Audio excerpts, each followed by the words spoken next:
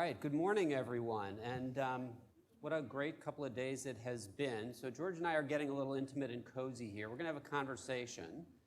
One of the sort of critical questions that's been raised throughout the conference that we want to speak very directly to today is, why haven't more institutions divested? So it's unfortunate that the University of Dayton remains such a leader in this regard. So we're going to talk about a critical component of that right now, which is how to engage institutional leadership in mission-aligned investing, including divestment. So as this slide suggests, it is a long and winding road. Oh, so it is not a straight path to this decision. But we're going to lay out the steps that were taken at the University of Dayton and that we think apply to other situations as well. So there are three things we're going to talk about. First, we're going to talk about the common objections that are raised to divestment, and many of these have been discussed already. We're going to focus on a couple in particular. We're also going to talk about bare-knuckle politics, and that's been raised as well, but it's a critical component of success here. And then finally, we're going to talk about the benefits that come with an institutional decision like the one that the University of Dayton made that doesn't, I think, often get the same attention, for instance, that the risks do in conjunction with a decision like this. So here again, these are the three topics we're going to talk about. And let's start with some of the common objections. And I think sort of three of these are sort of throwaways. We've talked about them at length already here. So the one is that we'll have more impact focusing on stuff that's sort of central to our mission. Well, this is not an either-or decision, it's a both-and. So I think it's easy to say, yes, you should focus on those things, but let's think about the alignment of our mission and our investing as well. We would be hypocrites if we divested because we all rely on fossil fuels. Well, I forget, one of the speakers made an important point, which is that, unfortunately, there is still no way not to, at some level, rely on this. So it's not like tobacco where you can just give it up. So what we need to do is, over time, wean ourselves of our dependence on fossil fuels. So that's the second one. Could I just say, George, so, yeah. and I think, actually Amanda pointed this out to me, and I think it's a good kind of practical way to look at it. So we live in a carbon-driven world. So, you know, if you want to get somewhere, you have to, a lot of times you can't walk or ride a bicycle. You have to take a car.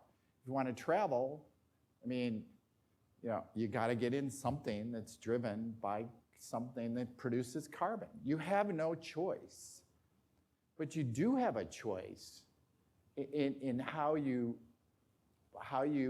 structure your investments. So, and we hope that over time we have many more good choices that are low carbon choices. So that's the intention and the goal.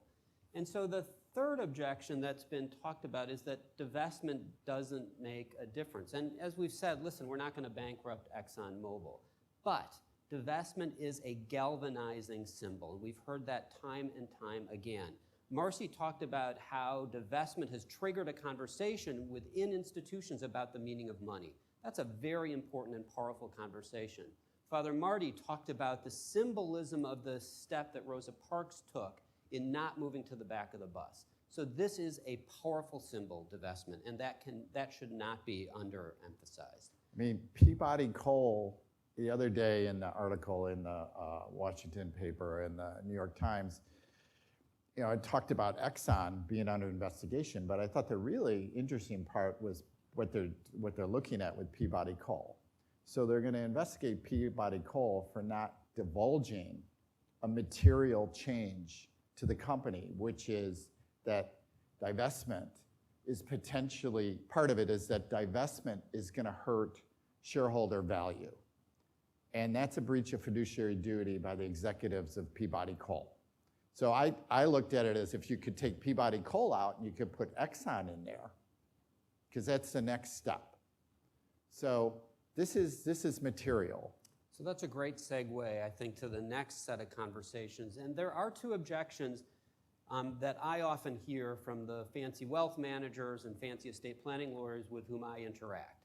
And those two objections are that by divesting, we are going to harm our return and increase the risk of our portfolio. We want to speak to that directly. That's already, of course, been spoken to here. The second is that it's a breach of our fiduciary duty as trustees not to maximize the return on our investment capital. We're going to speak directly to that as well. So, George, let's start with the risk and return conversation, and I know this is something that you've thought a lot about. So let me ask you to weigh in on that conversation. Yeah, well, I'd like to, as part of this, just comment quickly on I mean, you have a lot of interaction with, through your work with larger foundations and old and established foundations. And the old and established wealth managers, I mean, this is, first off, some of the wealth managers don't believe in climate change. Absolutely do not believe in it. They think it's really just kind of a pain and just this liberal phooey thing. So, so they don't really want to be bothered with this. They don't really, it takes more work. You have to really go out and you have to scrub what's out there. You have to find the new emerging investments that are out there. So they don't want to sign up for more work. And then they're not really sure about this because this isn't something they normally do. So I hear this also over and over again with some institutions. I mean, I'm in a good position. I can name names. Northern Trust is really, really one of the big old stodgy investment banks, and they are very, very slow moving on this. They really, honestly, I kind of think they just hope it goes away, okay?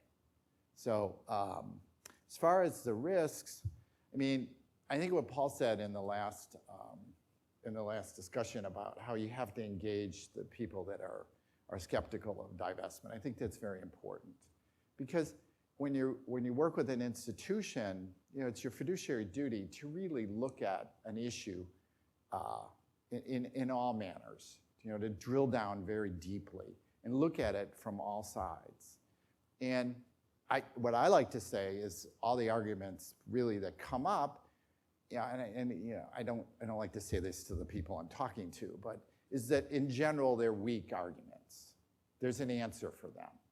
So with, you know, my background again is in the markets and in algorithms and in math, and you know, we had a Perio here, and in this day and age of computers and highly competent computational computers, you can figure out how to not have it be very much more risky than what the indexes, the S&P 500 index is.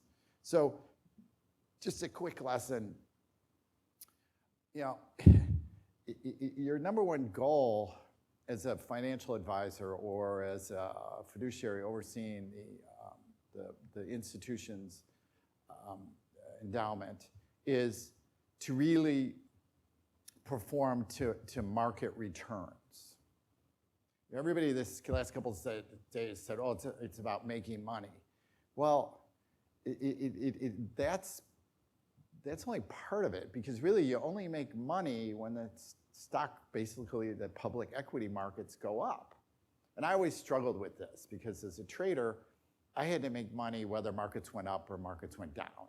And my background is mainly in commodities, and they go up and they go down way more than equity markets do. So historically, equity markets over long periods go up quite a bit, as you saw from some of the charts yesterday. But to model a portfolio that tracks the normal return that's out there, whether now that return doesn't mean it's always up, okay, can be down too. That it just takes doing a little bit more work, doing a little more legwork, and finding the right people. And as this movement really starts to get traction, there's more and more products coming out literally monthly that are out there. And if you think about it, you know, at Dayton, we were 4.5%, 5% of our portfolio was in the Carbon Underground 200 and the the 15 coal and power companies, the filthy 15, basically, as it's known. And so that's pretty, once it's identifiable, it's pretty easy to get out of those things. And you can take any two stocks, Google, Apple versus ExxonMobil, and look at it over long periods of time. But you have to be careful looking back, because previous performance is not guarantee future performance, absolutely as they say not. On the advertisements all the time. Yeah, so to finish, this can be done. It just takes more work, but it most definitely can be done. Anybody that tells you a bunch of these things about how it can't be done, you really have to start questioning their motives, I think.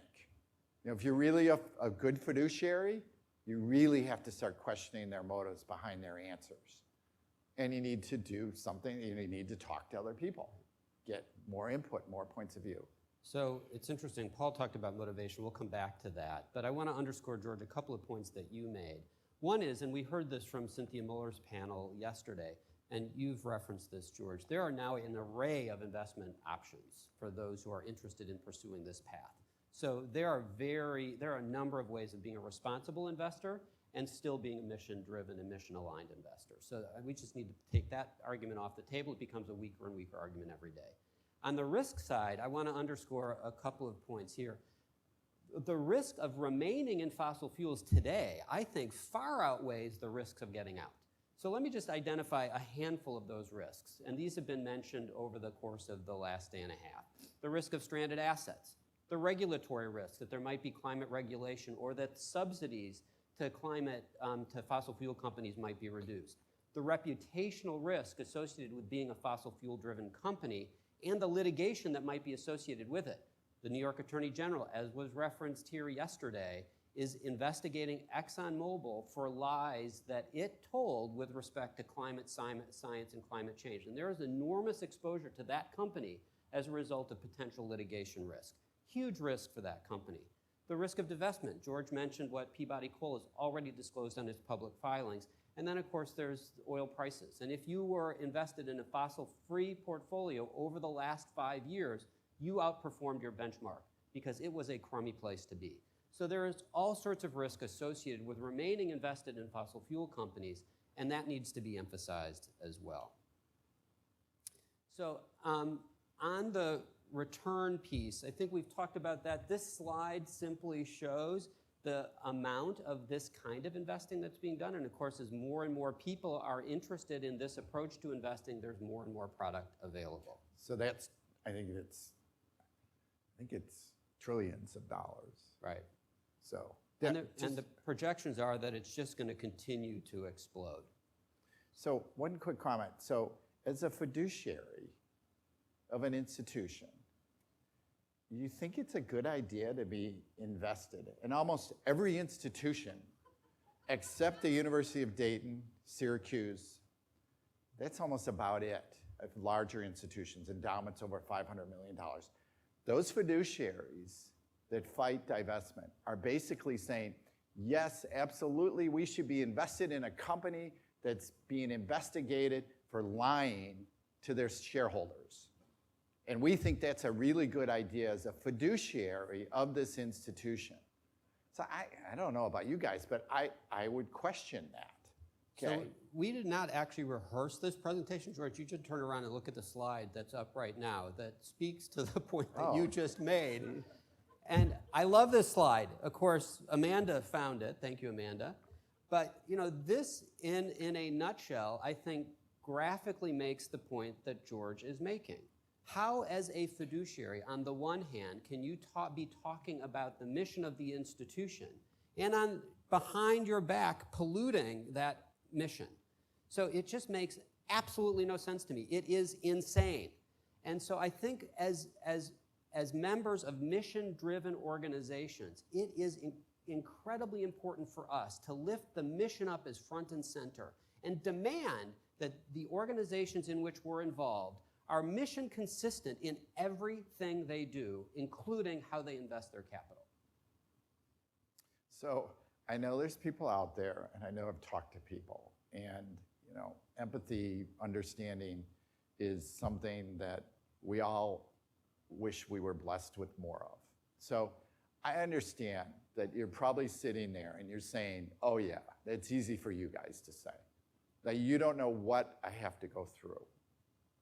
So a lot of what this conference is about is getting more education, so drilling down deeper, okay? Talking to people that have done it, okay? Because as we know, institutions, they do not like to lead, okay? They say they're all about teaching our future leaders and leading, but they really don't like to lead. And my whole thing is if this is the biggest issue of our time, well, I think we better do everything we can, not like half the stuff that we can to address it, but every damn thing that we possibly can think of to address this issue. Because when we look back, we're going to wish that we did everything we possibly could. So aside from the moral argument, which is obviously to me imperative and critical, the one that George just made, I get objections, as I said, from fancy wealth managers and fancy estate planning lawyers about this. So let me so here's the coup de grace on that. So the Department of Labor has just said something very important about ERISA, which is the Employment Retirement Security Act. These are trustees under ERISA who arguably, and this is where my fancy estate planning lawyers and wealth management friends, I think, have something of, or have had something of a point. Their job is really to maximize return for beneficiaries. These are not mission-driven organizations, these trusts. So, but this is what the Department of Labor said. Environmental, social, and governance issues may have a direct relationship to the economic value of the plan's investment. In these instances, such issues are not merely collateral considerations or tiebreakers, but rather are proper components of the fiduciary's primary analysis of the economic merits of competing investment choices.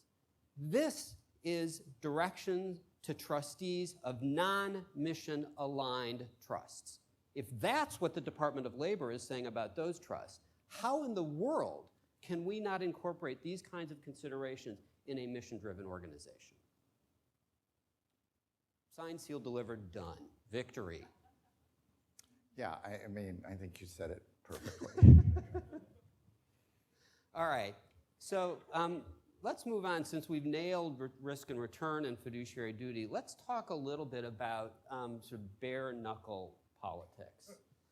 And this slide, although we sort of smile at it, I think, unfortunately, is frankly reflective of many of the decision-making bodies at many of the organizations where we work. So let me just sort of highlight a couple of things that Paul said that I think are relevant to this, and then George would love to have you weigh in on the politics of mission-aligned and investing in divestment in particular. So Paul said three things that I think are really important. I just want to underscore them. These are, I think, the only important things Paul's ever said. So I really wanted to lift them up and make sure that you were all sensitive to Paul's sort of momentary brilliance. So one, it's important to consider the distinctive differences of each of the institutions where we work. And the context does matter, and so we do have to be thoughtful about that. So we've talked a fair amount about the University of Dayton story, but the story at your institution is different. So that's important to consider. I think another point that Paul made that's really important, this decision is really no different than so many mission-aligned decisions that the institution has made around many, many things. So why do we lift this up as so unusual and something that should be treated so differently than other mission-aligned decisions that we make as an institution?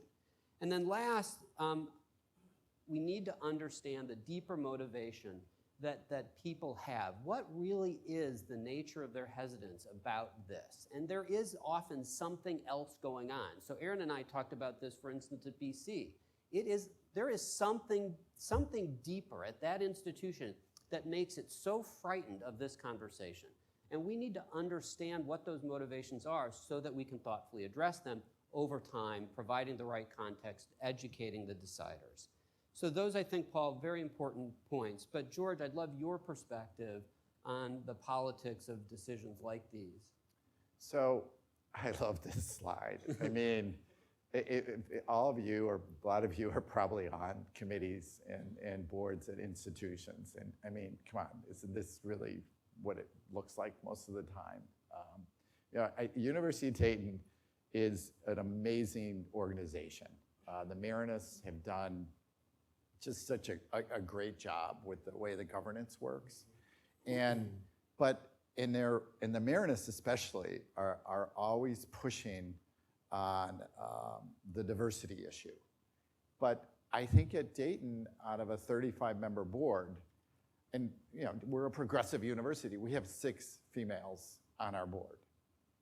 So what's the female, again, I'm a math guy, what's the female population?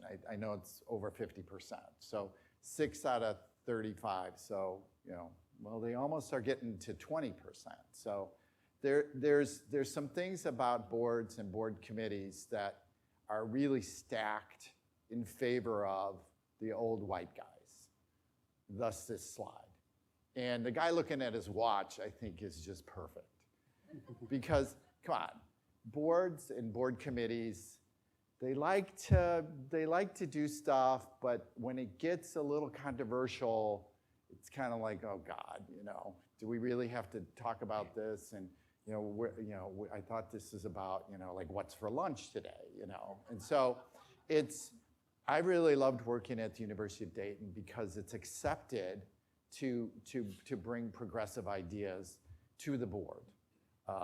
And in a position as a trustee, as a leader. So, but I really think most institutions, you have to look at, you almost have to start to drill down to the individual board members. And you have to look at what their personal self-interests are. So if there's somebody from the fossil fuel industry that's on the board of trustees, which I'm sure there's a lot of them, and they're probably, if I'm running fossil fuel companies, I'm telling my top executives to get on college boards as soon as possible. And again, boards don't like to rub other board members the wrong way.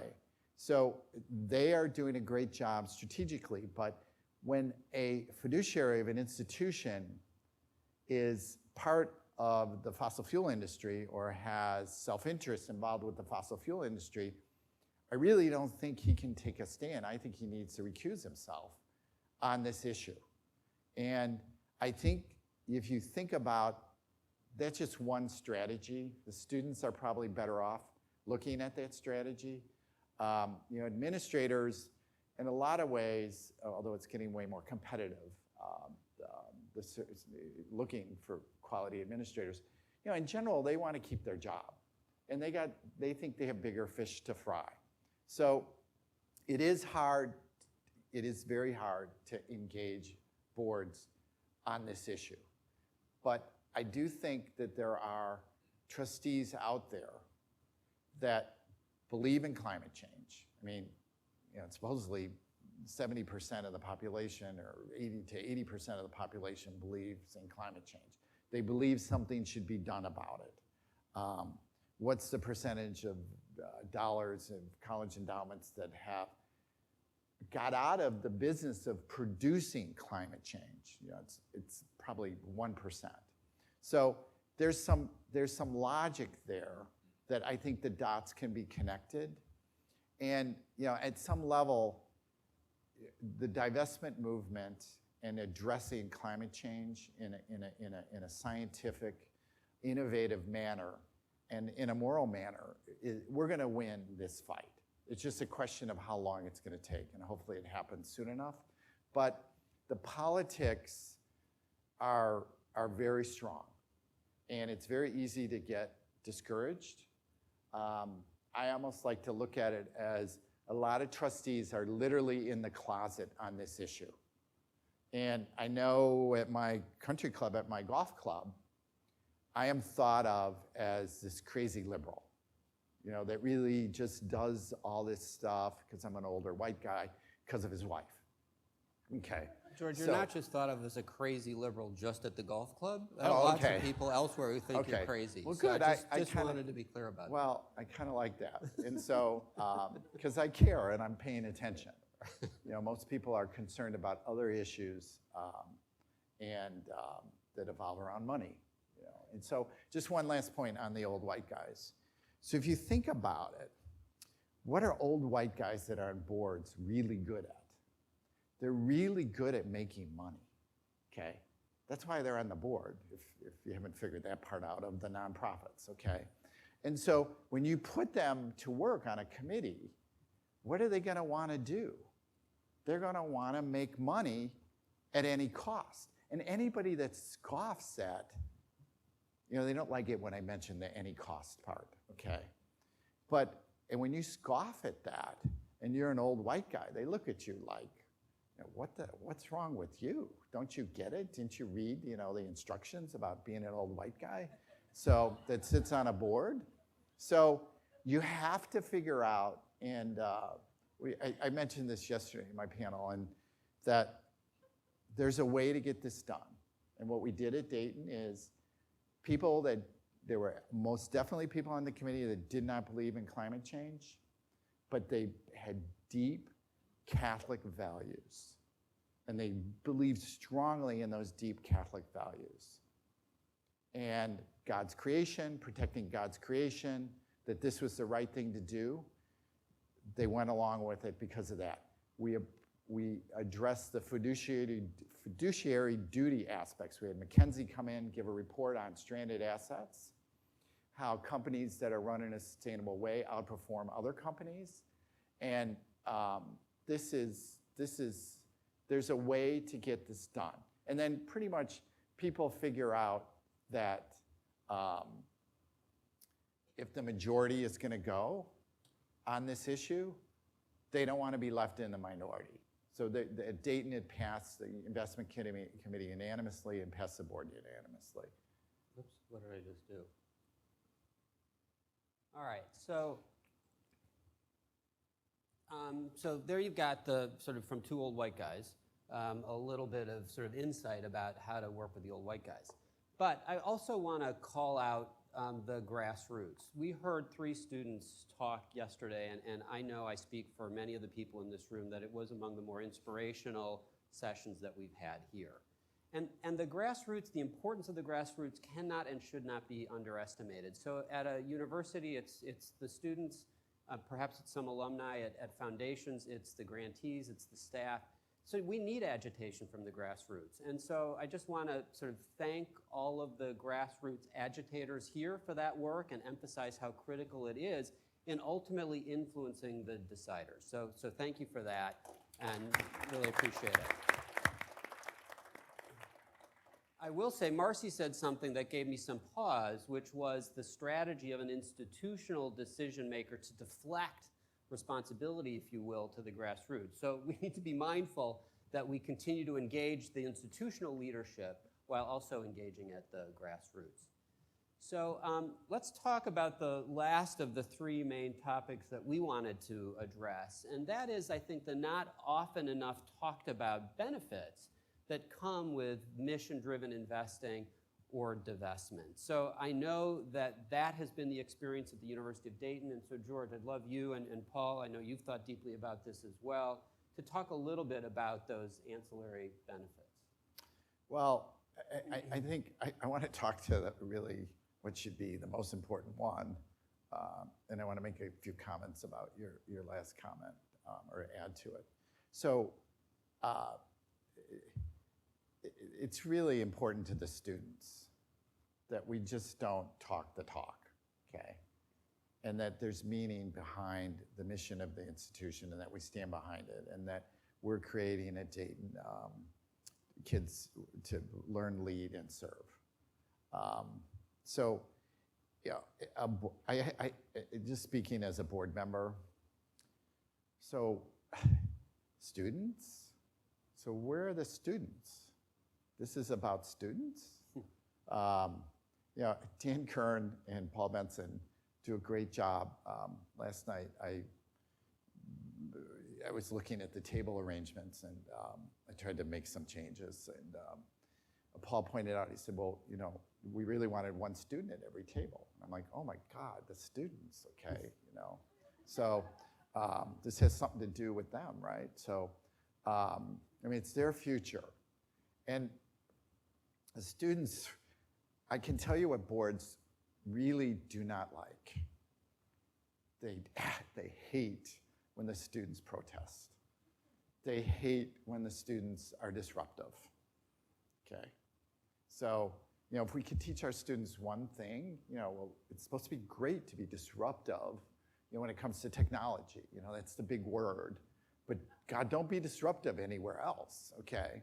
So you need to be able to be passionate for what you believe in. And in so many ways, Chloe Maximum, who's head of the Harvard Divest program, I had some conversations with her, and she said, well, you know, George, what should we do? All we are allowed to have is a 10-minute appointment with the president of the university. So, I mean, come on. So students, it's just what really matters, you know. We're white guys, and we're really good at making money, and we see profit and loss statements, and we see balance sheets, and we're involved with these nonprofits that these are pretty amazing nonprofits. Like, you know, Harvard's a nonprofit, and has over $30 billion in its endowment, and not all of that came from investments, okay? So it's the students at the end of the day have to be heard. They have to be listened to. They have to have a voice in what goes on at their institution. And listen, the students are the customers, and they're paying literally hundreds of thousands of dollars for your product. And so to not listen to them, you know, at Boston College, I heard some of the students were arrested. So, and I liked Caroline's comment that it was really cool getting arrested, you know. So, you know, because it's really, I think, great to be passionate and believe in what your cause is. And so this is about the students at the end of the day. And I think that boards really have to start paying attention to that. And so I think that is actually an important benefit of mission-driven activity by an institution, that it engages the customers, the student body, and gives them confidence in the organization and its mission. So are there other benefits, George, that you want to lift up? You know, I just, and hopefully I'm not divulging any confidential board information, as two board members are sitting right in front of me, keeping an eye on me here. But the advancement department figured out basically if all of the fossil fuel dollars were pulled from the university, it was about $58,000. So we were kind of bouncing around $20,000, $25,000 in what we were raising in hard money and soft money every year at the university. And we really weren't getting any kind of boost, as the stock market had doubled and almost tripled since the lows of '09. And in '07, we raised $34 million. So lo and behold, last year, July 1st to July 1st is our fiscal year, just ended last July 1st, we raised $65 million. So that, now, you know, we'll see how it normalizes after this year, but we opened up, I think, a whole new avenue to raise money. So, you know, the fossil fuel industry is getting very strategic. I mean, listen, these guys have their act together. I mean, they got it really good, if you think about it. And they're gonna fight really, really hard to keep it just like it is now. And you know, with grants to schools and people on boards. So, but there's another side out there. There's another side that believes in progress, that believes in innovation, and that believes that this is potentially, I thought somebody said yesterday, the guy from NRDC, that $50 trillion is going to be spent on renewable energy between now and 2050. So as a businessman, I want to be involved in that business. So I think the fundraising aspects, I think it opens up a whole nother avenue to the advancement department. You know, I've been on panels with Paul Benson. He's talked about how it's attracted, I think it had a little something to do with our new dean of the School of Law, who had done some environmental law activism work, potentially with other faculty members that have joined the staff. I definitely think that the Institute has had a effect on, hopefully had a really positive effect, not only on the students, but potential future enrollment during these potentially tough times for some universities. Dayton is really record enrollment the last couple of years, and things are just going really, really well. Great. So I think that's some of the other other benefits. I mean, showing the students that you care and that you're on top of this, when most administrations are in denial of it, I know I spoke to that, but I just think it can't be mentioned enough. Right. Excellent. I know time is short, so I want to give you all a chance to weigh in on this important conversation. So just to summarize, the objections hold no water. Fiduciary duty, especially in a mission-driven organization, demands that you pay attention to the way in which your capital is invested. And there's all sorts of good things that come from a mission-aligned investment strategy. So, case closed. Anyways. Did you have the last? You want to?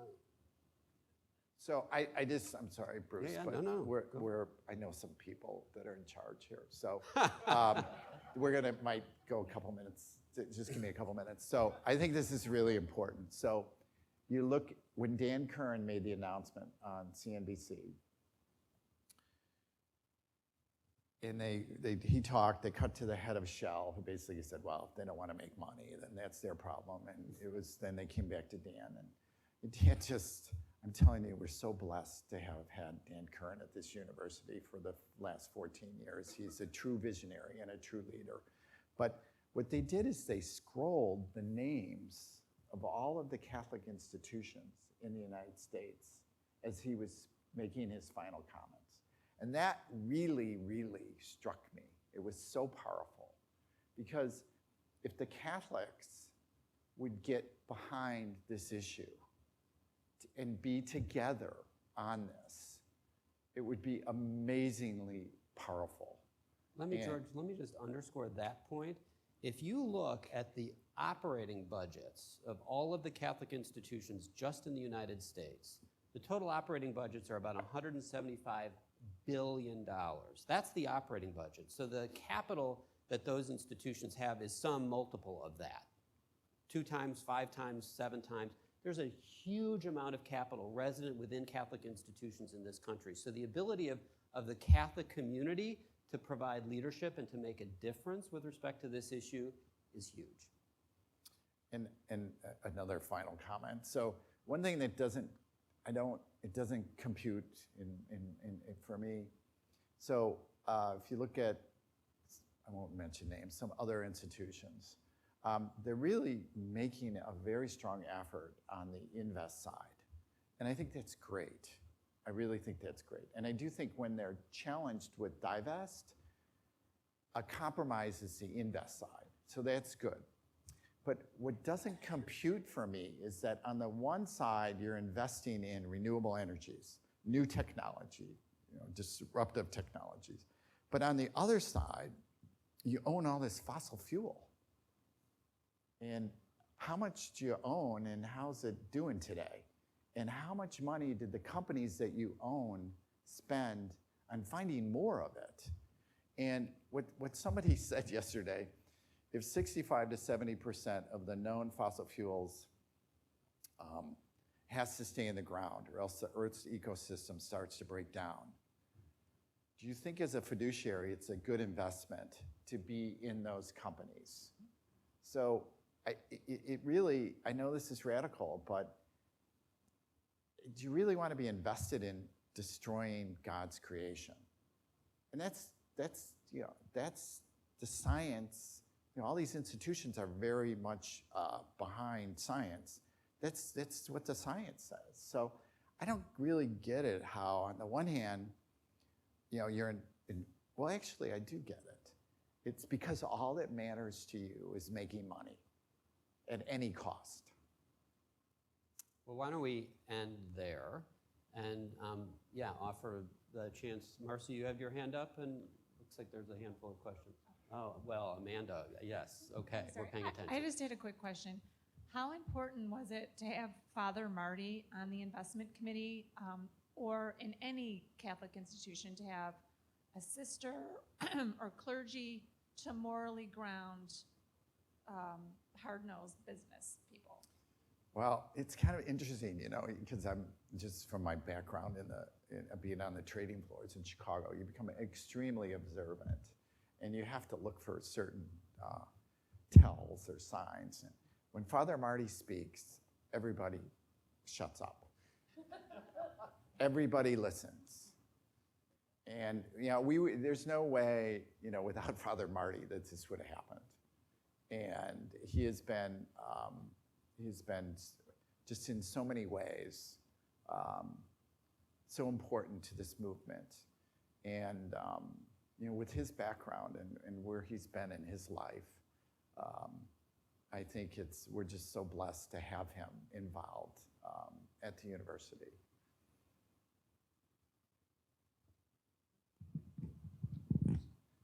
First off, thank you all so much for all of your leadership and your thought and your efforts in this space. Been thinking a lot about this conference, and it's been great. I just wanted to make a point that in terms of my experience, this isn't just mission-driven organizations that we're dealing with in terms of there being a disconnect between what people believe and how they invest. I see that on the individual side all the time. I think it's a broader cultural issue of financial services are in one corner of our economy and they're just meant to make money and grow. I really appreciated Father Marty's comments about just the moral blowback from this decision. And there was a great article in The Atlantic about a year ago, how to talk to climate change, how to talk to people about climate change so they'll listen. And it talked about the politicization and all of the different ways in which it became a really partisan issue. And one of the facts that came out of that really stuck with me is that oftentimes if you're arguing with somebody about climate change and you tell them they're wrong and you give them facts, they'll listen to you, but they'll become more deeply ingrained in their beliefs because they'll feel like they're called out and their ego's at stake. So I just wanted to ask you all, in terms of your story, you know, we have a big tent here, but we need a bigger tent.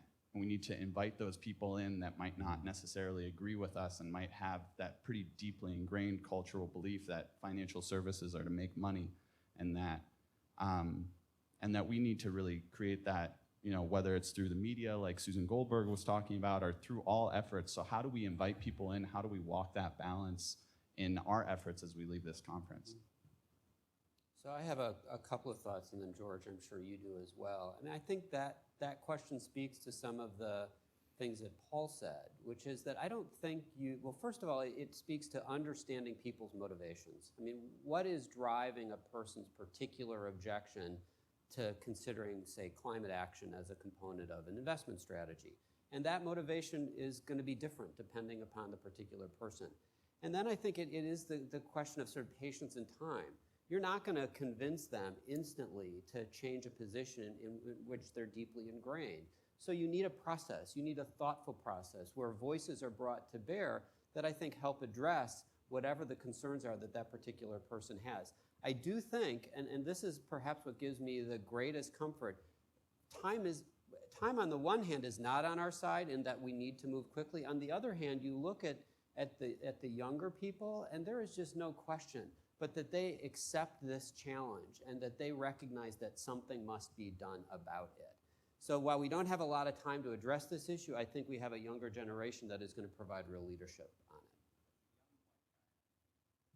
it. Excellent, thank you. Yeah, I think that's a great question. I think that it's important to acknowledge the doubters, the other side, but at some level, somebody's got to make a decision. No decision is actually a decision. So, yeah, I do think the young people, I'm working with a student here that's a senior, and she's Emily, and I asked her, you know, why she was so involved in the Sustainability Institute and why she wanted to get a environmental engineering master's degree potentially. And she said, because I want to make a difference. And that was really, really refreshing. So, you know, the old white guys want to make a difference too. But they're just really good at making money. Marcy? Yes. So I made a comment earlier about how our economy, in some ways, was designed for old problems, and we now have new problems, and that's part of what the climate crisis is illuminating.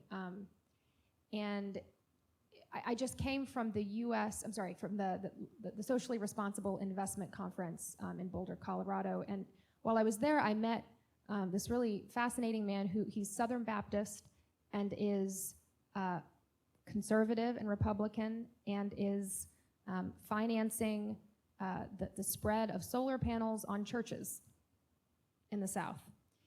And I was raised Southern Baptist, and so this totally delighted me. And his pitch is that, we believe in the Son of God, like the sun. You just change one letter. It's free. It's amazing. So I'm really heartened by your all's comments about the potential power of the Catholic Church, and also about sort of the organizing project amongst old white guys, as you say, because I think that this mandate to maximize financial profit, again, that's rooted in sort of a logic that at one time potentially made sense, but we have more uninvested capital, right now than at any time, the global system that is, than at any time since we've been keeping records on that. We have a lot of prosperity. It's concentrated in too few places. I joke that I've met more coal heiresses since having moved to New York than I ever knew in Eastern Kentucky. So it's concentrated in certain places, but there is a lot of prosperity. So my questions are, have you seen any examples of, or could you imagine coalition building between evangelicals and Catholics? And I know Fletcher Harper might have thoughts on this later as well. But and then connected to that is, what are the ways in which we could potentially appeal to the values of conservatism, which shares the root word as conservation, right? I actually was politicized around climate change as a conservative person. I was then ejected from the party, and it was a very different political, I guess not that different political moment, but is that coalition possible, could you imagine? And then also, are there ways in which to appeal to these more traditional conservative values of responsibility and conservation in that project? So I definitely think there's a chance to address the other side. And I do think that if you think about conservative values, a lot of it is about being independent of the government. And if you think of the power grid, I mean, in this country, it's amazing how well it works. But have it start going out, or if people that were on the East Coast during Sandy, and some people didn't have power for a month, and you start to realize there's all these things that are centrally controlled. And if Elon Musk and Tesla come out with this home battery, and you can start to wean yourself off this centralization of the power grid. So I think that's one way. And I mean, everybody, conservative, progressive, they love free stuff. So the sun is free. I mean, at some level, these people are extremely important, are extremely intelligent, so they kind of get it. So, but again, how do you engage them in a sensible manner. I mean, we got the investment committee, and there was people on that investment committee, again, that didn't believe in climate change, that voted for divestment. So I guess if we could do that, anything could be done in a sense. But I do believe that you cannot underestimate the power of entrenched interests and just how organized they are. And and all the studies that they're doing that are well-funded. The other side's not really very organized. So we need to organize better, and we absolutely need to engage better, and we need to start thinking about the strategy of the arguments that's going to get the other side to come along. Although 70% believe in climate change. But if you look at the red states and the red state politicians, they don't, most of them, hardly any of them, believe in climate change. So there's something's broken besides all the other stuff that's broken.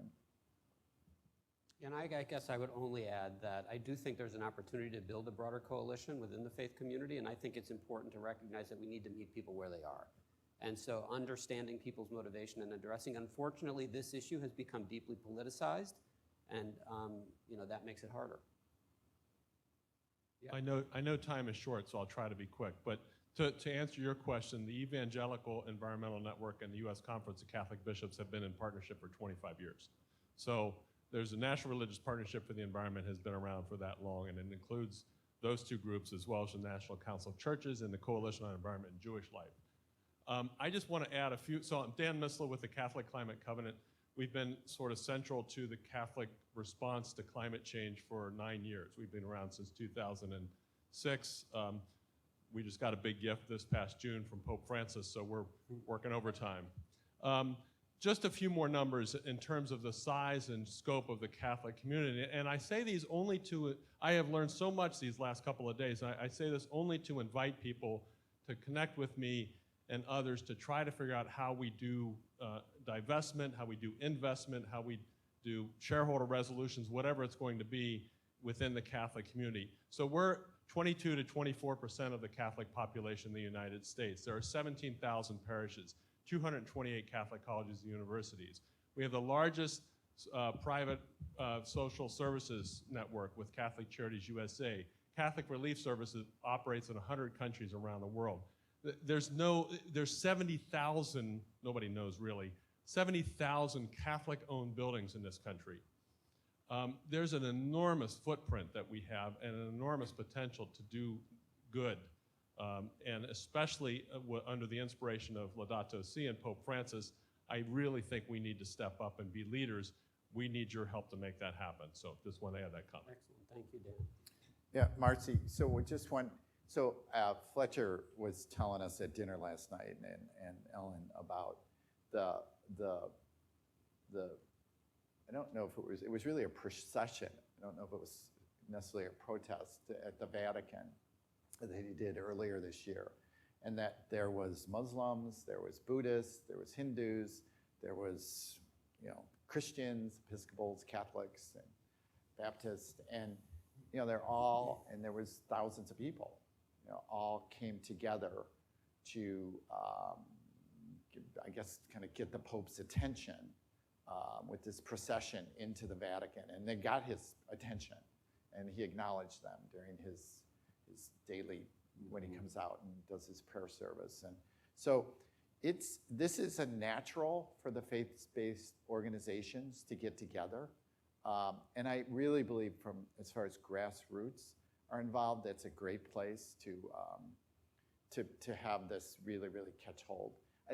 I would like to just, in conclusion, to thank the University of Dayton and Paul Benson and Don Pear and their staff here, and just with the wonderful job with the logistics that they did on this. And I really want to thank Ellen Dorsey and the Global Walls Fund for being the co-sponsor and helping support this great conference that we have. And then lastly, I know it's hard to take time out of your life to come to a conference like this. And thank you so much to each and every one of you for attending. And I think we have the best session of the whole conference coming up next. It's the final bang for the conference that my wife is going to moderate. So. And let me leave you with sorry. one fact as you think about the last session and as you think about this conference. And that is that there is $350 billion of philanthropic capital given away in this country every year. That's a big number. But it pales in comparison to the amount of investment capital, which is about $60 trillion a year. If we are really going to address issues like climate change and the other big problems we're facing, we have to motivate, leverage, and utilize investment capital to do that. So this is a critical conversation if we're going to make a difference in the world. So again, thank you for participating in it. George, thank you. And we look forward to what will be an awesome last session. Thanks again. Let's thank Bruce and George.